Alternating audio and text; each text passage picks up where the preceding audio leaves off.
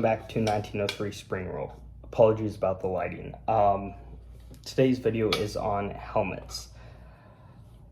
So, as of right now, this is my entire helmet collection. Some of these are original, some are reproductions.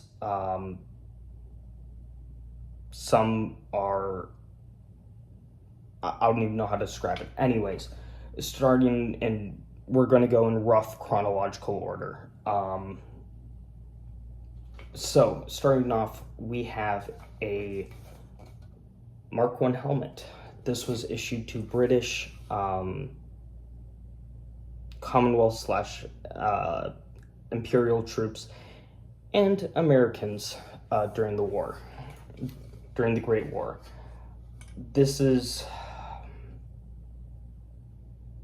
a fairly good design, actually. What I mean by that is that the French helmets, I believe they were Adrian's helmets, or Adrian helmets, were kind of hard to manufacture. And German helmets were also kind of hard to manufacture. And when the U.S. Army was shopping around for equipment that they hadn't had time to develop themselves, one of the factors on why the Mark I / Brody / whatever the hell you want to call it, helmet was chosen was it was just way easier to manufacture. All you need to do is you take a sheet of metal and then you press down on it with a lot of force into a form. Just do that over and over and over again, and then minor bits and bobs later on, and you're done. You have manufactured a helmet. Whereas the German helmet had a lot more steps. The French helmet had a ridge over the top that you had to deal with. This is just plain and simple ugly. It offers very good, I have no idea how I'm going to deal with that long term. Anyways, it has very good overhead protection, which is important when you remember that this was designed and started being introduced in 1916 was, I believe, the year when everyone who needed one had one. Although don't quote me on that. It could have been they were trialed in 1915 and then widespread introduction 16. Anyways, so yeah, a very good design when it comes to overhead protection. The German helmet was better from side protection at the cost of logistics. Later on, when I talk about another helmet, I'll talk more about logistics. So this helmet has seen better days. And the reason why it has just all this paint chipped off and all of this paint chipped off is, now we're going to talk about its downsides. This is from a slingshot, actually. The downside is that it has an oilcloth liner, and oilcloth is waterproof. But it's also slippery, and when you add in sweating to the equation, a blow from the front, top, or side will make it slip off.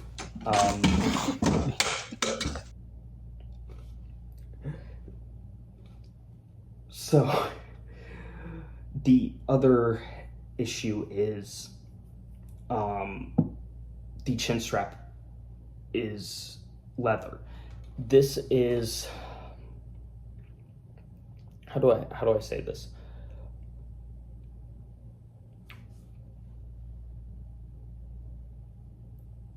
The Mark II helmet had an elasticated chin strap, and it was hard-earned lesson from the Mark 1.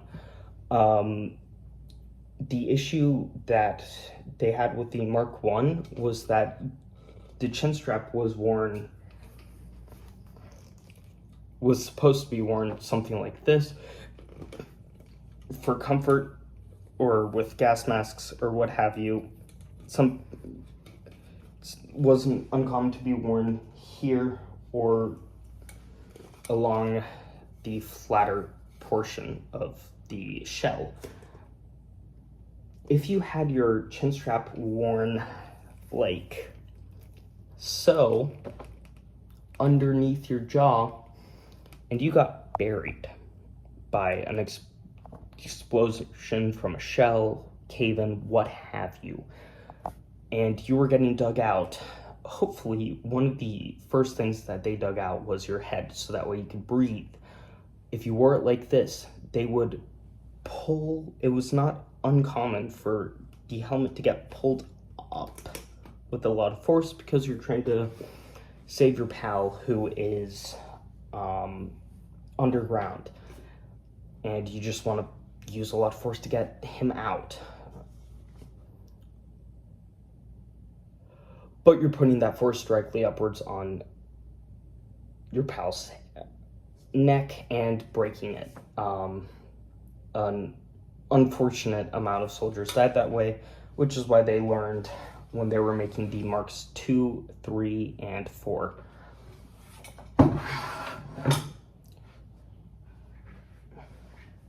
Speaking of, this is a Mark 3/4. I haven't read up on this enough to tell you the difference. All I know is that the shell is the same, much like World War I and World War II. They made minor changes between the Mark I and Mark II used during their respective world wars. They made some minor changes, but the shell was the same, which makes it kind of hard to identify at a glance, especially when it's unpainted like mine is.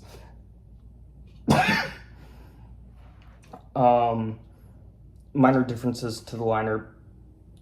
If I had this painted and with a camo net and camouflage on it, nobody would, except the most autistic of autists, would be able to tell the difference from the outside. So this solves a lot of the problems of the Mark 1/2 design. So carries over the elastic chin strap from the Mark II. It has a different shape from the Mark 1 and 2, which offers a lot more protection from the sides while still offering a lot of protection from overhead. Overall, a pretty good design. I don't have that much experience with this one, so I can't tell you or have done a lot of reading besides knowing that the shell is roughly the same. Or the shell is the same, the lining is what differs, and that's all I know and all about it.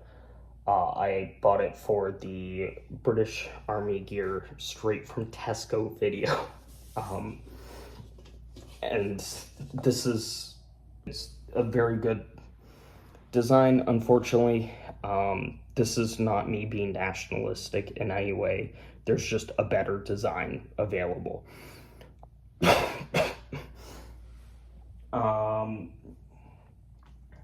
And that is the M1 helmet.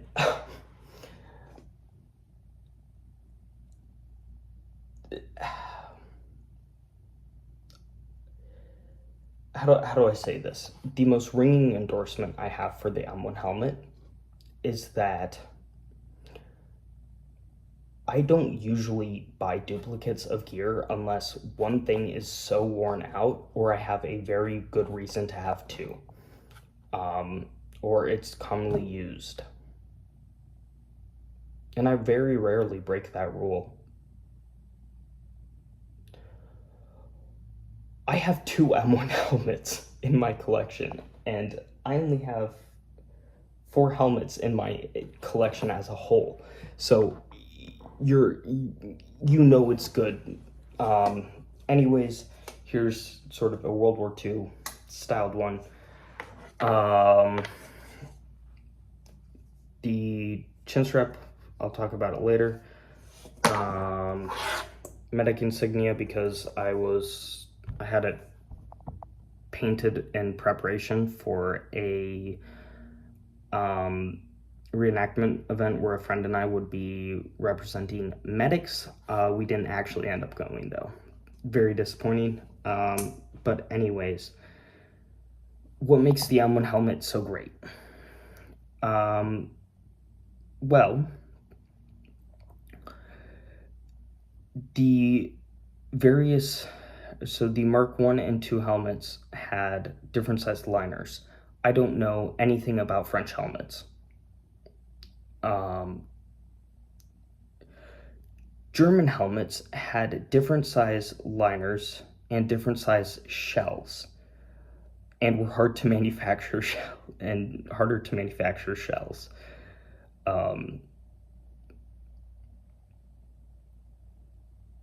They were also not all that comfortable. The M1 helmet is comfortable. The M1 helmet is relatively easy to manufacture, and most importantly, the M1 helmet is completely, like 99% universal. So you had some specialist units, like paratroopers, getting a modified version of an M1 helmet, or I believe it was Navy. The Navy had a very wide helmet, but the Navy also issued a heck of a lot of M1 helmets. So this shell doesn't have a liner in it right now. And in this configuration, you can do a lot of things. For example, you can use it as a shovel. This particular shell, when I was building a foxhole out in the woods during the rainy season, I used this shell to scoop mud out and toss it aside. So that is an original use. People brewed coffee in these. You did everything except poop in it, basically. That's what that's what ration cans were for. But these were very versatile. And to prove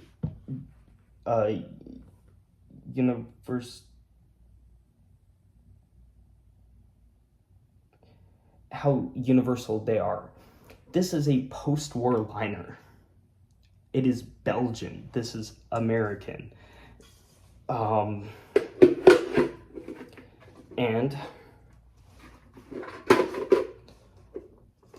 pops right in.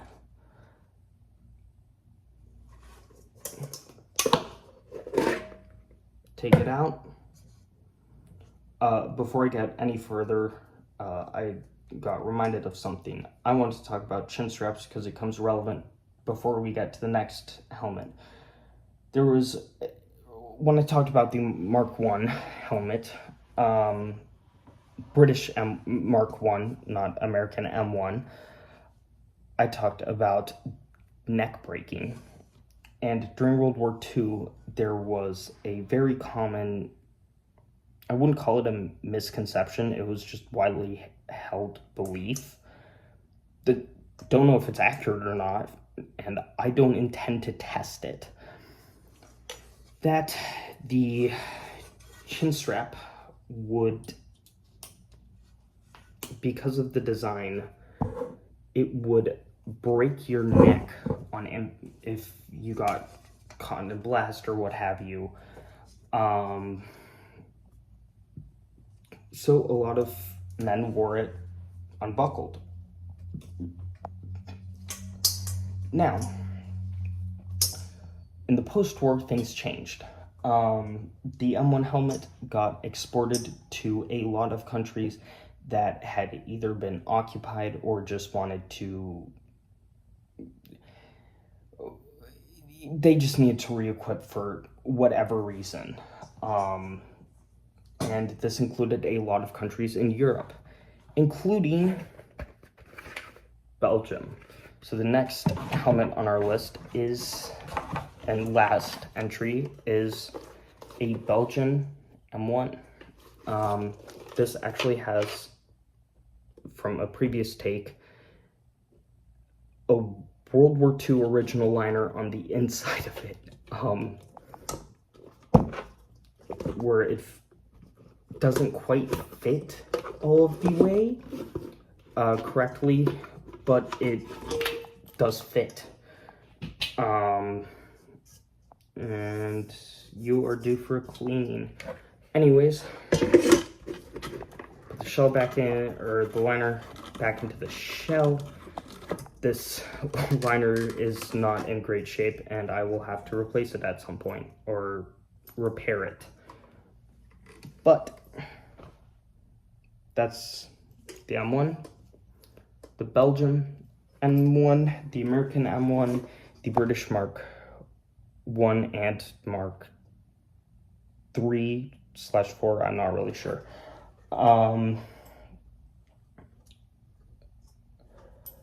But the difference in the chin strap was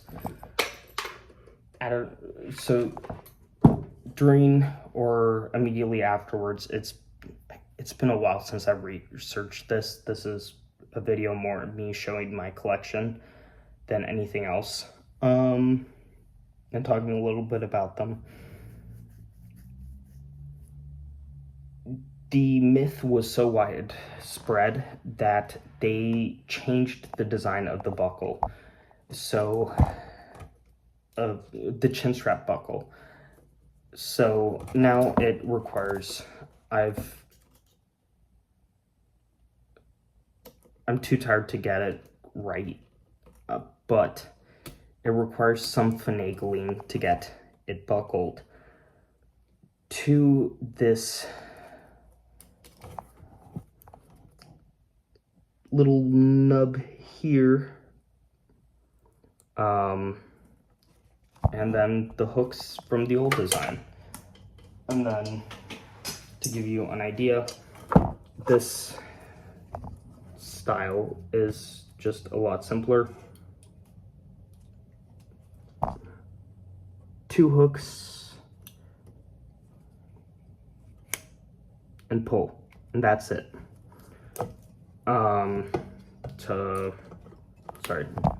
To unbuckle, you just apply pressure to either end and you're good. With this design, and I'm going to try to do it having the benefit of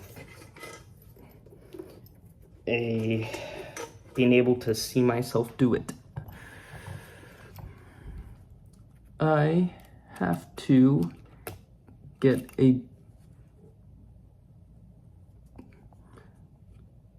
again, same hook design as before.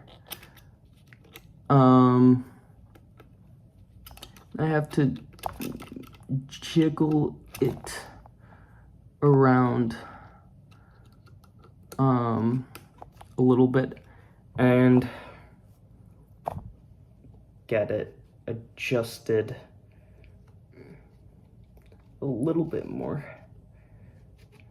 to get it so that it sits right. And then in theory, this system would break before your neck did.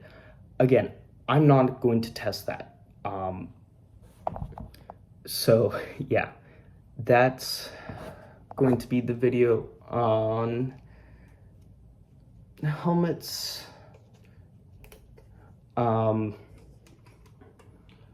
This is less of a, me doing research on something and then talking about it more immediately afterwards. This is more of a just showing off my collection.